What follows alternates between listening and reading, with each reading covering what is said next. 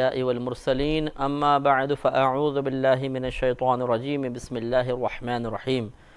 سورہ حامیم السجدہ چل رہی تھی اور اس کی 40 آیات کی تفسیر تقریباً مکمل ہو گئی تھی۔ اللہ تبارک و تعالیٰ نے آخری آیت میں ارشاد فرمایا کہ افمن یلقی فی النار خیر ام من یأتی آمنا یوم القیامہ، کیا پس وہ شخص جو آگ میں ڈالا جائے گا بہتر ہے یا وہ شخص جو امن والا ہو کر قیامت کے روز آئے گا؟ تو یقینی سی بات ہے کہ امن والا ہو کر آنے والا ہی بہتر ہے، لہٰذا سمجھایا جا رہا ہے کہ پھر دنیا میں اسی چیز کو اختیار کیا جائے۔ اعملوا ما شئتم، تو جو تم چاہو پھر کرو، اگر تم نہیں سمجھتے ہو تو جو مرضی چاہو کرو۔ انہو بے شک وہ یعنی اللہ تبارک و تعالی بما تعملون بصیر، جو کچھ تم کر رہے ہو اسے دیکھ رہا ہے۔ ان الذین کفروا بالذکر، بے شک وہ جو انکار کرتے ہیں ذکر کا یعنی قرآن مجید کا، لما جاءہم، جب کہ آئے وہ ان کے پاس،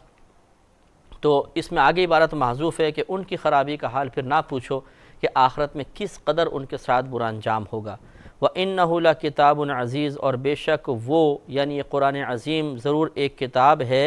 عزت والی، غالب آنے والی۔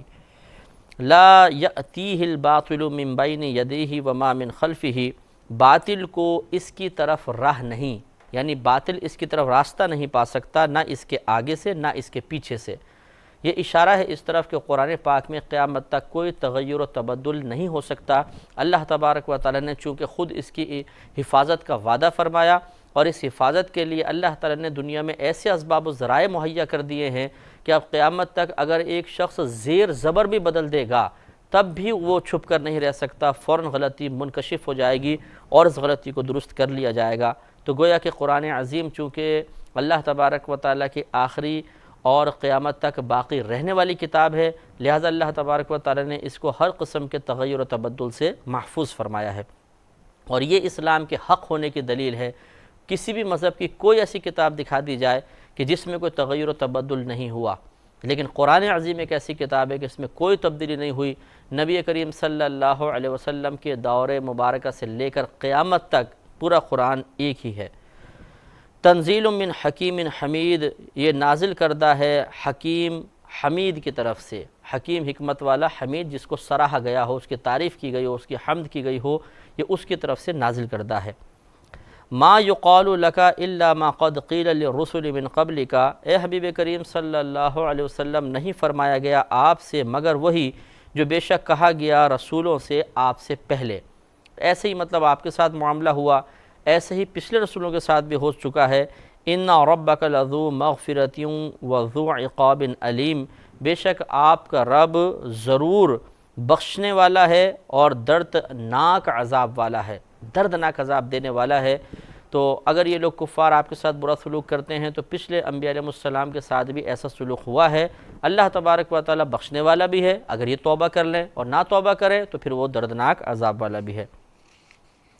وَلَوْ جَعَلْنَاهُ قُرْآنًا أَعْجَمِيًّا،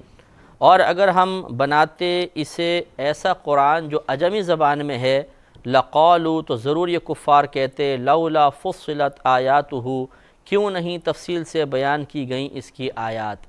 یہ کفار بعض اوقات یہ اوٹ پٹانگ مطالبات ہوا کرتے تھے، وہ کہتے تھے عربی زبان میں کیوں نازل ہوا ہے، عجمی زبان میں کیوں نازل نہیں ہو گیا؟ اس کا جواب دیا جا رہا ہے کہ اگر یہ عجمی زبان میں ہوتا تب بھی تم یہ کہتے کہ جس کی آیتیں تو ہمیں سمجھ میں نہیں آ رہی ہیں، عجمی زبان میں ہے تو ہم کیسے بیان کر سکتے ہیں؟ اعجمی و عربی، یہ کفار کی طرف سے یہ اعتراض ہوتا کہ قرآن عجمی زبان میں اور نبی عربی، یعنی عربی زبان والا نبی۔ قل، اے حبیب کریم صلی اللہ علیہ وسلم آپ فرما دیجئے، ہوا للذین آمنوا، یہ قرآن ان لوگوں کے لیے جو ایمان لائیں، ہدن، ہدایت ہے، و شفاء، اور شفا ہے، یعنی اس سے ہدایت بھی حاصل ہوتی ہے اور اگر چاہیں تو اس کو شفا کے لیے بھی استعمال کر سکتے ہیں، حصول شفا کے لیے۔ والذین لا یؤمنون فی آذانہم وقر، اور وہ لوگ جو ایمان نہیں رکھتے ہیں ان کے کانوں میں رکاوٹ ہے، روئی ڈال دی گئی ہے گویا کہ، وہم علیہم عمن، اور وہ لوگ ایسے ہیں کہ ان پر اندھا پن مسلط ہے، یعنی یہ نہ کچھ حق دیکھتے ہیں اور کانوں کے اندر ایسا محسوس ہوتا ہے جیسے روئیاں ڈال لی گئی ہیں، ان کو کچھ سنائی نہیں دیتا ہے، حق کی بات سنتے نہیں۔ اولئک ینادون من مکان بعید، یہ وہ لوگ ہیں کہ ندا دی جاتی ہے انہیں دور مکان سے، یہ اصل میں تشبیہ کے لیے ہے کہ گویا کہ یہ ایسے ہیں جو بہت دور سے کوئی آواز دی جا رہی ہو، تو آپ نے بھی محسوس کیا ہوگا کہ اگر بہت دور سے آواز آتی ہے تو ہم کان لگا کے سنتے ہیں کیسی آواز ہے، ہمیں واضح طور پہ سمجھ میں نہیں آتا۔ تو ان کے سامنے جب کوئی گفتگو کی جاتی ہے، نبی کریم کلام فرماتے ہیں تو یہ ایسا رویہ اختیار کرتے ہیں کہ جیسے یہ بہت دور کھڑے ہیں اور ان کو نبی کی بات سمجھ میں نہیں آ رہی۔ تو یہ ان کی بدبختی تھی۔ وَلَقَدْ آتَيْنَا مُوسَى الْكِتَابَ، اور ضرور بے شک عطا کیا ہم نے موسیٰ علیہ السلام کو کتاب، فَاخْتُلِفَ فِيهِ، تو اختلاف کیا گیا اس کتاب میں، وَلَوْلَا كَلِمَةٌ سَبَقَتْ مِنْ رَبِّكَ، اور اگر نہ ہوتے چند ایسے کلمات جو سبقت لے گئے تیرے رب کی طرف سے، یعنی یہ کہ ان کو آخرت میں عذاب دیا جائے گا، یہاں عذاب نہیں دیا جائے گا، اگر ایسا نہ ہوتا لَقُضِيَ بَيْنَهُمْ، تو ضرور فیصلہ کر دیا جاتا ان کے درمیان۔ یعنی یہ جو عذاب میں تاخیر ہے یہ اللہ تبارک و تعالیٰ کی عاجزی کی بنا پر نہیں ہے، معاذ اللہ تعالیٰ کی کمزوری کی بنا پر نہیں ہے، لیکن قانون قدرت یہ ہے، اللہ تعالیٰ کی عادت کریمہ یہ ہے کہ جب وہ کسی چیز کا فیصلہ فرما دیتا ہے تو اپنے فیصلوں کو بدلتا نہیں ہے۔ چنانچہ آخرت میں چونکہ بعض ایسے کفار تھے جن پہ عذاب نازل نہیں ہوا، خصوصاً اس امت کے، کہ ان کے لیے فیصلہ یہی ہے کہ اگر وہ حالت کفر میں مر گئے تو آخرت میں ان پر عذاب ہوگا۔ یہ اگر اللہ کا فیصلہ پہلے نہ ہو چکا ہوتا تو ان پر بھی عذاب نازل ہو جاتا۔ وَإِنَّهُمْ، اور بے شک وہ، لفی شک منہم مریب، ضرور اس کی طرف سے ایک دھوکہ ڈالنے والے شک میں ہیں۔ یعنی یہ کفار جو ہیں وہ ایک شک میں مبتلا ہیں، ایسی چیز جو کہ اللہ نے پیدا فرمائی، یعنی یہ عذاب کو کے اندر تاخیر کرنا، دیر سے ان کی گرفت کرنا، وہ یہ اللہ کی طرف سے چونکہ پیدا کیا گیا ہے تو اللہ کی طرف سے پیدا شدہ اس چیز کے بارے میں شک میں مبتلا ہو گئے کہ اگر یہ اللہ تعالیٰ کا وعدہ حق ہوتا یا معاذ اللہ ثم معاذ اللہ نبی حق ہوتے تو یقیناً فوراً ہم پہ عذاب نازل ہوتا۔ اس کی تاخیر یہ ثابت کر رہی ہے کہ ایسی کوئی بات نہیں ہے، یعنی یہ تاخیر عذاب نے انہیں شکوک میں مبتلا کر دیا۔ من عمل صالحا فلنفسہ ومن اساء فعلیہا، جو شخص نیک عمل کرے فلنفسہ، تو اپنے فائدے کے لیے، اپنی ذات کے لیے ہی کرتا ہے، ومن اساء، جو برائی کرے فعلیہا، تو وہ اسی پر پڑے گی، یعنی وہ اس کا نقصان خود پائے گا۔ معلوم یہ ہوا کہ اللہ تبارک و تعالیٰ کو کوئی نیک عمل فائدہ نہیں پہنچاتا اور کسی برے عمل سے اللہ کو کوئی نقصان نہیں، اس کا فائدہ اور نقصان کرنے والے کو پہنچتا ہے۔ وما ربک بظلام للعبید، اور نہیں ہے تیرا رب بندوں پر ظلم کرنے والا۔ الحمدللہ یہاں تک 24 سپارے مکمل ہو گئے۔ اب 25ویں سپارے کا آغاز ہے، الیہ یرد علم الساعہ، اسی کی طرف لوٹایا جاتا ہے قیامت کا علم۔ مطلب یہ ہے، سمجھایا جا رہا ہے کہ اگر کوئی کفار تم سے سوال کریں کہ یہ بتاؤ قیامت کب آئے گی، تو تم کہو کہ اس کا علم اللہ تبارک و تعالیٰ کی طرف ہی لوٹایا جاتا ہے، یعنی اللہ تبارک و تعالیٰ نے اس کے علم کے اظہار کی کسی کو اجازت نہیں دی ہے۔ چنانچہ یہ مخفی معاملہ رکھا گیا ہے تاکہ لوگوں کے قلب میں خوف رہے اور وہ اللہ تعالیٰ کی عبادت کی طرف مائل رہیں، یا جو اللہ تعالیٰ کی اس میں حکمت ہو۔ بہرحال اس کا علم اللہ تعالیٰ نے اپنے پاس ہی محفوظ رکھا، اور اپنے پاس محفوظ رکھنے کا مطلب یہ نہیں ہے کہ کسی کو بھی نہیں دیا، کیونکہ بہت سے اکابرین اسلام سے ثابت ہے اور وہ اس بات کو تسلیم کرتے ہیں کہ قیامت کا علم نبی کریم صلی اللہ علیہ وسلم کو دیا گیا، لیکن آپ کو اس کے اظہار کی اجازت نہیں دی گئی تھی۔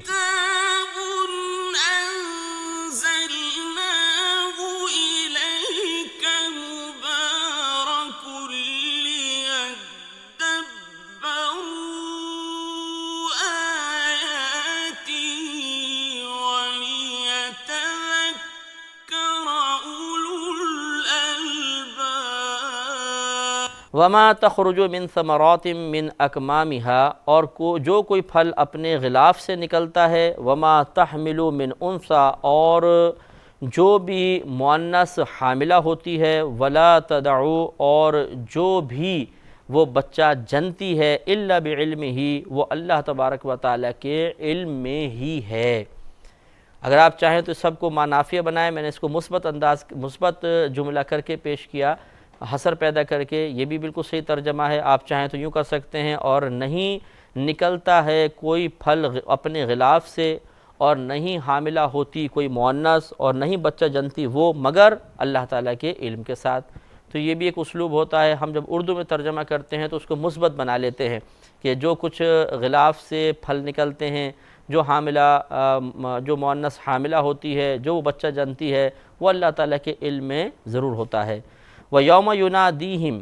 اور جس دن ندا دے گا اللہ تبارک و تعالیٰ انہیں، خود ندا دے گا یا اللہ کی طرف سے ایک فرشتہ ندا دے گا، آئین شرکائی، کہاں ہیں تمہارے، کہاں ہیں میرے شرکا، یعنی جنہیں تم میرے شریک ٹھہراتے تھے آج وہ کہاں ہیں؟ قالوا، وہ کہیں گے آظناک ما منا من شہید، کہ اے اللہ ہم تو تجھ سے پہلے ہی عرض کر چکے ہیں کہ ہم میں کوئی گواہ نہیں، یعنی کوئی اس بات کی گواہی دینے کے لیے تیار نہیں کہ یہ ہے، ہم لوگ عاجز آ گئے ہیں، ہم اس بات کو تسلیم کرنے پہ مجبور ہو گئے کہ ہم گمراہ ہیں، تو وہاں یہ عاجزی کے ساتھ کفار جواب دیں گے۔ وَضَلَّ عَنْهُمْ مَا كَانُوا يَدْعُونَ مِنْ قَبْلِ، اللہ تعالیٰ ارشاد فرماتا ہے کہ گم گئے ان سے وہ جن کو یہ پہلے پوجا کرتے تھے، سب کے سب غائب ہو جائیں گے، کوئی معبود ان کا باقی نہیں رہے گا۔ وَظَنُّوا مَا لَهُم مِّن مَّحِيصٍ، اور وہ سمجھ جائیں گے، یقین ان کو حاصل ہو جائے گا کہ ان کے لیے کوئی جائے فرار نہیں ہے۔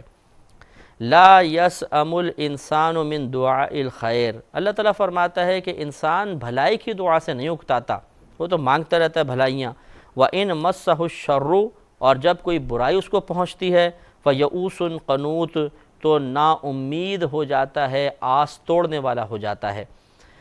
یعنی گویا کہ جب یہ بھلائی مانگتا ہے تو پھر تو بڑا خوش و خرم رہتا ہے، بھلائی ملتی رہتی ہے تو بھلائی کی طلب کرتا رہتا ہے، لیکن اگر اللہ تبارک و تعالیٰ کی طرف سے کوئی آزمائش اس پہ مسلط کر دی جائے تو فوراً نا امید ہو جاتا ہے اور آس کو اللہ تعالیٰ سے توڑ بیٹھتا ہے۔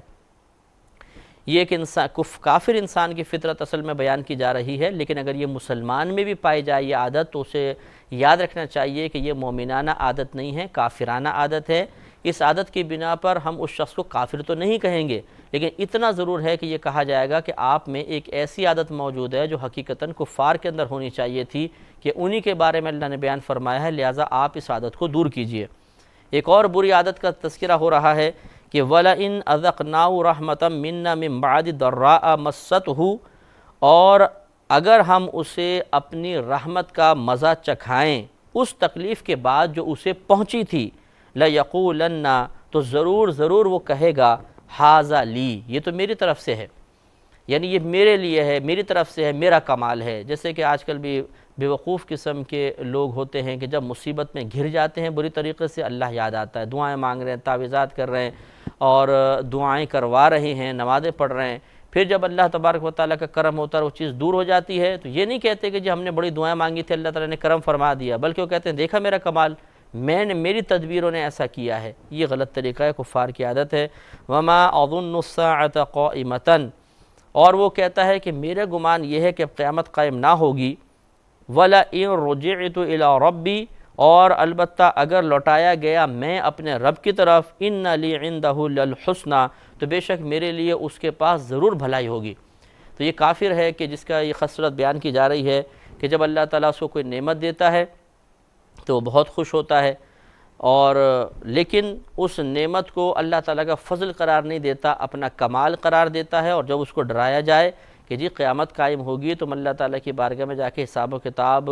تم دو گے، وہاں دینا پڑے گا، تو وہ کہتا ہے کہ میرا گمان تو یہ ہے کہ پہلا بات تو کہ قیامت قائم نہیں ہوگی، اور بالفضل قیامت قائم بھی ہوگی تو یہ کفار خود کہا کرتے تھے کہ دیکھو ہمارے پاس یہ نعمتیں ہیں کہ نہیں، یہ اس بات کی علامت ہے کہ تمہارا رب ہم سے راضی ہے، تو جب دنیا میں ہمیں نعمت عطا فرما رہا ہے تو ہمارا گمان ہے کہ آخرت میں بھی ہمیں نعمت عطا فرمائے گا۔ اس قسم کی بوگس دلیلوں کے ذریعے اپنے قلب کو جھوٹا اطمینان دلوانے کی کوشش کرتے تھے اور مسلمانوں کو خاموش کروانے کی ناکام کوشش کیا کرتے تھے۔ فَلَنُنَبِّئَنَّ الَّذِينَ كَفَرُوا بِمَا عَمِلُوا، تو ضرور ہم خبر دیں گے ان لوگوں کو جو کافر ہوئے اس کی جو وہ برے عمل کیا کرتے تھے۔ وَلَنُذِيقَنَّهُمْ، اور ضرور چکھائیں گے ہم انہیں من عذاب غلیظ، سخت عذاب، سخت قسم کا عذاب انہیں چکھائیں گے۔ وَإِذَا أَنْعَمْنَا عَلَى الْإِنسَانِ، اور جب انعام عطا فرمائیں ہم کسی انسان پر، اعرضا، تو وہ منہ پھیر لیتا ہے، یعنی پہلے اللہ کی طرف متوجہ رہتا ہے،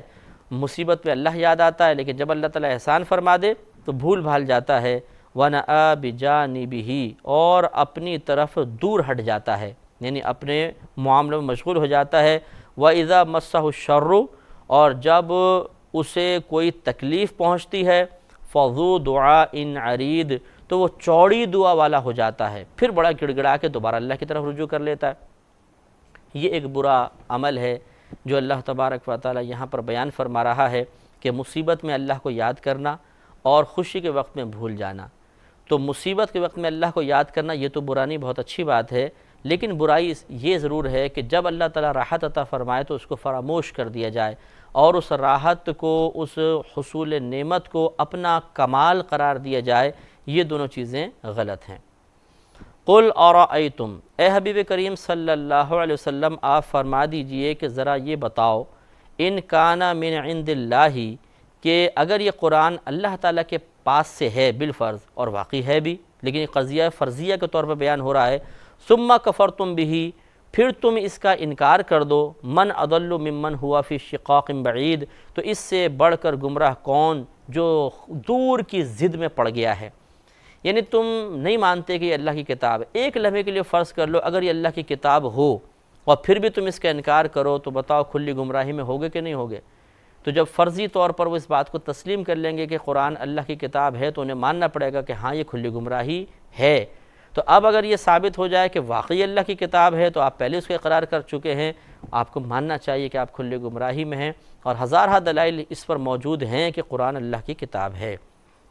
سنریہم، ان قریب دکھائیں گے ہم انہیں آیاتنا، اپنی نشانیاں، فی الآفاقی، دنیا میں، وفی انفسہم، اور خود ان کی ذاتوں میں، حتی یتبین لہم، یہاں تک کہ ظاہر ہو جائے گا ان کے لیے، انہ الحق، کہ بے شک یہ قرآن حق ہے، یعنی اللہ تبارک یا یہ رسول حق ہے، یہ اللہ تعالیٰ حق ہے۔ اللہ تعالیٰ نے فرمایا کہ ان قریب ہم انہیں نشانیاں دکھائیں گے۔ نشانی تو پہلی کائنات میں موجود ہے، مطلب یہ کہ اس کی طرف بار بار متوجہ کریں گے تاکہ یہ توجہ کریں کائنات میں موجود نشانیوں پر اور اپنی ذات میں موجود نشانیوں پر۔ حقیقتاً ہمیں کہیں جانے کی ضرورت نہیں، اگر ہم اپنی ذات پر غور کریں تو اقرار کرنا پڑے گا کہ ایک خدا اس کائنات میں موجود ہے جو پورے کائنات کو کنٹرول فرما رہا ہے اور زبردست نظام چلا رہا ہے۔ آپ دیکھیں نا، آپ کھانا کھا کے فارغ ہو جاتے ہیں، آپ کے پیٹ میں لقمہ گیا، آٹومیٹک نظام شروع ہو جاتا ہے، اندر کارخانے لگے ہوئے ہیں، مختلف قسم کی مشینیں لگی ہوئی ہیں، ایک ہے بڑا معدہ ہے ہمارا، وہ سب کو ہضم کرے گا، جو کچرا ہوگا اسے ایک دوسرے جگہ پھینک دے گا، وہ باہر نکل جائے گا، اگر پانی پیا ہے وہ دوسرے مقام پہ پہنچایا جائے گا، اسے وہاں سے باہر خارج کر دیا جائے گا، کچھ اندر رہے گا جو صحیح را میٹیریل جس کو آپ کہہ لیں، اچھا جو سامان ہے، اسے مال جو ہے وہ اب اس کی تقسیم شروع ہو جائے گی، اسی سے بلڈ بننا ہے، اسی سے آنتیں بڑھنی ہیں، اسی وہی ناخن بڑھانے میں استعمال، ناخن اس سے بنیں گے، اس سے بال بھی بنیں گے، یعنی اسی توانائی سے بال پیدا ہوں گے، پوری اندر تلی بھی بڑھے گی، دل بڑھے گا، جگر بڑھے گا۔ یہ مطلب بچے کی میں بات عرض کر رہا ہوں، بڑے کا تو بڑھ جائے تو نقصان کا باعث ہے، جب چھوٹا سا بچہ ہوتا ہے سب اعضاء چھوٹے ہیں، بڑھنا شروع ہوتا ہے، اور جب وہ بڑھ کر ایک اسٹیج پہ پہنچ کر ٹھہر جاتا ہے تو اس کی استقامت کے لیے پھر یہ توانائی ضروری ہوتی ہے۔ غرض ہے کہ آپ غور کریں کہ اندر کیسا ایک نظام اللہ نے بنایا ہے کہ یہ تمام چیزیں اپنے اپنے مقام پر جا کر اپنا کردار ادا کرتی ہیں، تو کیا اس میں نشانی موجود نہیں؟ غور کریں گے تو ضرور حاصل ہوگی۔ وآخر دعوان